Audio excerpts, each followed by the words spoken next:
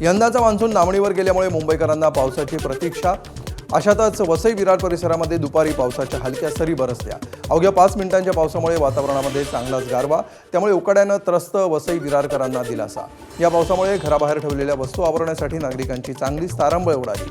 तर अल्पकाळाच्या या पावसानं मान्सूनच्या आगमनाची चाहूल देत वातावरण प्रसन्न केलं.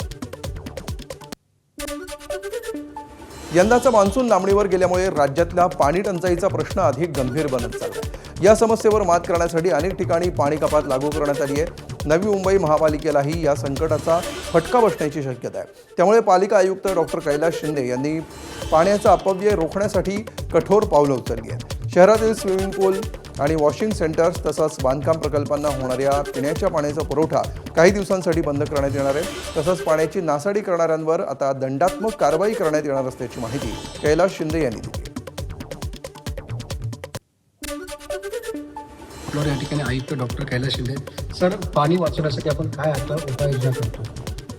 आपल्याला सर्वांना माहिती आहे की यावर्षी एल निनोच्या प्रभावामुळे मान्सून आपल्याला उशिरा येणार होतो.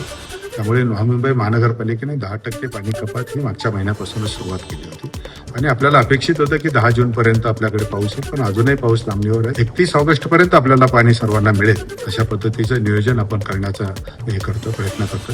त्याच्याकरता जे पिण्याव्यतिरिक्त जे पाण्याचा वापर आपण त्याच्यामध्ये करत होतो, जे स्विमिंग पूलला पाणी वापरतो, वाणिज्य ज्या एस्टॅब्लिशमेंट आहेत तिथे पाण्याचा जास्त वापर होतो, वॉशिंग सेंटरला जो पाण्याचा वापर होतो, बांधकामाला जो पाण्याचा वापर, बहुतांश बांधकामाच्या ठिकाणी आपण प्रक्रियाकृत पाणी वापर सुरुवात केलेली आहे, परंतु अजूनही काही ठिकाणी जिथे आहे तोही आपण बंद करण्याचा निर्णय घेतला आहे. महानगरपालिकेचे सगळे उद्यानं, ट्रिबेल तिथे सुद्धा आपण जवळजवळ 440 ठिकाणी 449 ठिकाणी आपण प्रक्रियाकृत पाणी नेलं, पण उर्वरित जी ठिकाणं आहेत तिथे सुद्धा जो पिण्याचं पाणी आहे ते वापरण्यात जात होतं ते सुद्धा आपण बंद करण्याचा निर्णय घेतला आणि त्यांना प्रक्रियाकृत पाणी मी आपल्यामार्फत सर्वांना आव्हान करतो. आपण पाण्याचा जपून वापर करावा. पिण्याव्यतिरिक्त आपल्या गाड्या धुण्यासाठी, आपल्या गार्डनसाठी पिण्याचं पाणी वापरू नये. मला वाटतं की आपण आणि आपल्या हाऊसिंग सोसायटीमधल्या ज्या पाण्याच्या टाक्या आहेत त्या ओव्हरफ्लो होणार नाही याची जर आपण सगळ्यांनी खबरदारी घेतली तर निश्चितपणे आपण पाण्याचं जे आलेलं आत्ताची जी काही संकट आहे त्याच्यावर आपण मात करू शकतो.